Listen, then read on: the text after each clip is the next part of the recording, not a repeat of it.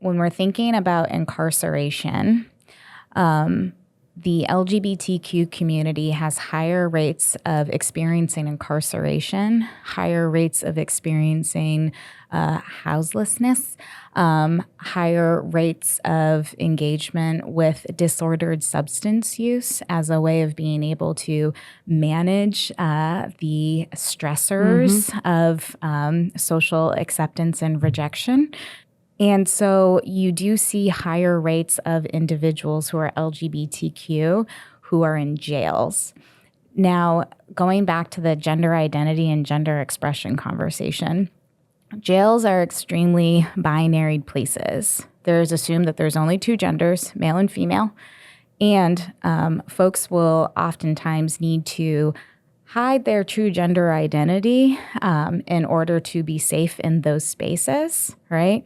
And then they're, in addition to being used to hiding that gender identity, modifying gender expression for safety, when they come out of jails, they are needing an extra level of like sensitivity and care and welcoming from their treatment providers, right? Because oftentimes when the way that Family and Children's Services has navigated support of folks who are reentering into the community jails has been unbelievable. It's wonderful. And oftentimes our providers are the only source of support for individuals who are leaving jail, right?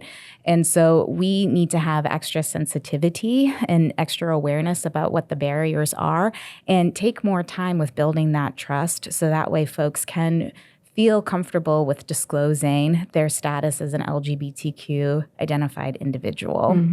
So we work really hard at the Women's Justice Team. We're working on the name. Before anybody calls me out on that, we're working on the name. But we work really hard with all of our providers to practice cultural humility and to be like very aware of the protective and the risk factors that are involved with trying to access mental health support for folks who are LGBTQ. And that's from the way that we choose to decorate our offices down to the way that we ask questions of individuals when they start with intakes, and the trust and the nurturance that we try to foster for helping people to realize that they're in a safe space, that they're not at risk of further harm through discrimination, which can be like a very, very fraught process. The LGBTQ community is one of many marginalized groups that is at increased risk for a number of things: substance use, suicide, depression, and it all goes to many of the things that we've talked about so far. The coming out process, rejection, some of the kind of stereotypes and marginalization that happens in society. And so an example of what that might look like: when I came out to my parents, I left Tulsa and went to St. Louis. And having some realization of what was going on with me, I realized that I had fallen in love with another guy, and realizing what that meant had an incredible amount of shame. Had not told my parents, moved to a different city, realized I could not tell anyone that I was going to college with. So I had no friends, no boyfriend, nothing that I could tell my parents. And the amount of aloneness that I was feeling was crushing. And so I didn't know what to do. I mean, I just stayed in my room and didn't go to class and spent a lot of days crying. I mean, the depression that I felt was crushing. That is not a unique experience. People will turn to substances. That is one of many reasons that the risk for suicide is high. If I come out as a young person to my parents and they say, you can't live here, we don't, because of our beliefs, you are not allowed to stay in this home. And so then they get turned out to the street. Or let's say I'm an adult and I come out to my grown children. You can't see the grandchildren. There are a number of reasons why that process of personal disclosure can then lead to a number of mental health reasons.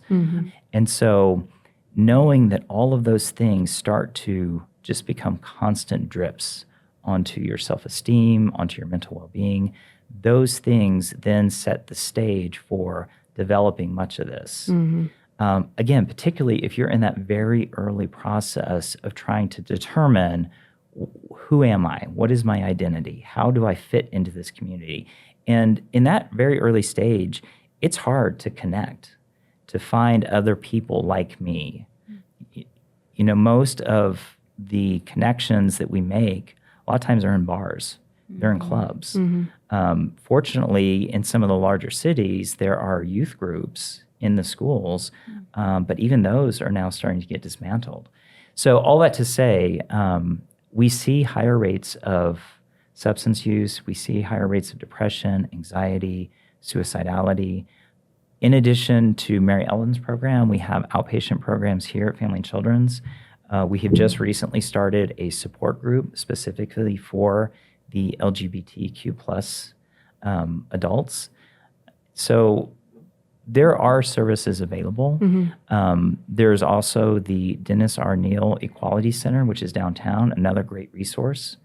The Trevor Project, which is an online resource, has lots of useful information. That's another one I would point people towards. We have programs that can provide counseling and support.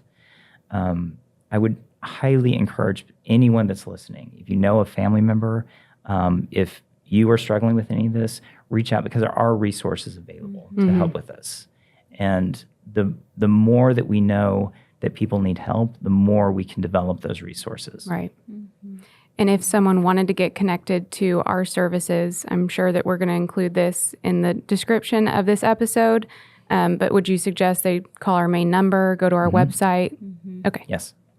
I really want for mental health professionals to know that, like, even if they know that they are supportive of the LGBTQ community, including if they hold that identity, right, of being a member, it's really important to remember that, like, what our clients who are LGBTQ identified have experienced and what they have overcome internally and socially in order to walk through that door to get to your office.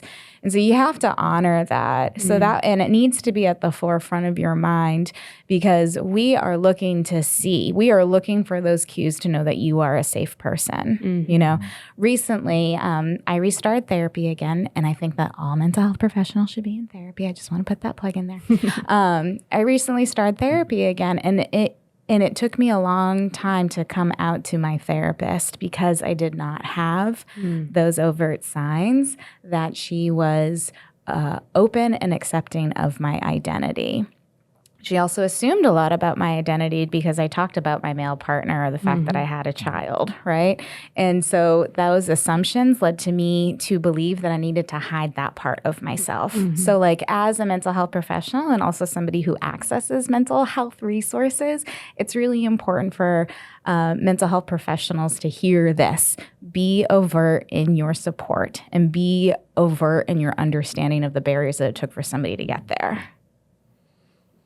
Yeah, I do think that's important. I also think that when working with someone who identifies as a member of the LGBTQ community, that we don't make assumptions, but also that our role is to listen and to provide support, and to be really careful about encouraging people one way or the other regarding their decision to come out. Yeah. And here's what I mean by that. If someone comes into me and they disclose, I'm gay, I don't know if I'm really ready to come out, there's a temptation, just to be completely honest, having been out for 30 plus years, for me to say, yes, you need to come out. Yes.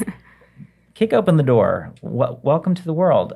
However, that is really not the best practice, because let's say I've got a 17-year-old that's still living with parents who have very conservative values, And then I give this guidance for this individual to come out, and they go home, and the next thing that happens is they get kicked out or they lose their ability to go to college.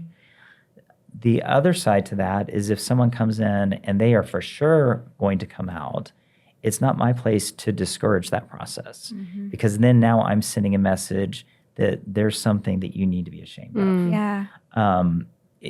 I really think that our role when someone is trying to come out of the closet or work through any of the issues is to let them lead the journey. Yes.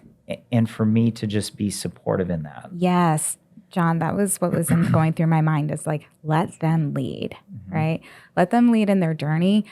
Let for our clients who are LGBTQ also lead the work in therapy also, right? And this might seem like a no-brainer. However, if somebody is queer and that's not why they're in therapy, right? Like, don't make it a thing for them, right? Like, that's really important too. And that can be like good intention. Like, I want to show, right? Going back to my first cue of like, be overt in your support, right? Be overt, but also follow folks' lead, right? So like, what can happen so often for us who are LGBTQ identified is that like we are constantly managing other people's expectations or other people's feelings about our identity, even though we're not. Right. Like there's there oftentimes we are not, right? And that's important too. So remember that, like, be curious, be open, but follow individuals' leads. Yeah. Yeah. So John, I want to start with you. We like to end our episode with this pretty simple question, but what gives you hope? So I think what gives me hope is seeing how in just a short time period, so much has changed in our community, both locally and then nationally. So I can remember growing up, things in TV, in movies, comic books. I was a huge comic book nerd. And I didn't see representation for people like me in the media, in things that I enjoy and that I consumed. And today I do. I see it in fiction. I see it in real life newscasters. I see people, national leaders, who are out and open about their identity, and that gives me hope. The other thing that gives me hope is more and more young people are coming out at younger ages and are very confident and secure in their identity. People coming out at 14, 15, 16, and just being very out and proud about their identity. And there's no way that would not have been me in junior high. Not because I didn't know, but because I lived in fear of that identity. And the fact that we have student groups to help support those individuals, that gives me hope. Yeah. So we are changing. It feels like we are in a very turbulent time for our community, but I think through that turbulence, we are seeing change, remarkable change. The fact that I am married today, when 30 years ago, that I had completely given up on the idea that I would ever be married. And today I'm married. And so those things give me hope that we are living in a time of very rapid change for our community. And I think that's a good thing. Same question for you, Mary Ellen. Well, it's the same answer in a lot of ways. Our community has been through a lot, and as members of the LGBTQ community, we have inherited a legacy, right? Even if it doesn't necessarily exist in our like immediate family systems or family of origins, we are part of this broader, amazing community that has gone through so much. And we have so many elders to like call on to help guide us. And we have young people who we get to guide also. And that's really amazing that like our community exists all around us. It's happened before us. It's going to keep going. And that's the thing that I think gives me the most joy, is that like no matter what the political climate is, no matter what happens day to day, we have always existed and we will always continue to exist, and we will always find each other and our allies and see each other through it. Thank you both so much for being here today. I think this was a really important conversation to have, and I'm just very appreciative of your time. Thanks for having us. Thank you. And thanks to Family and Children's Services for wanting to have this topic on a podcast. It means so much to me, and I think it means so much to our community members. Absolutely.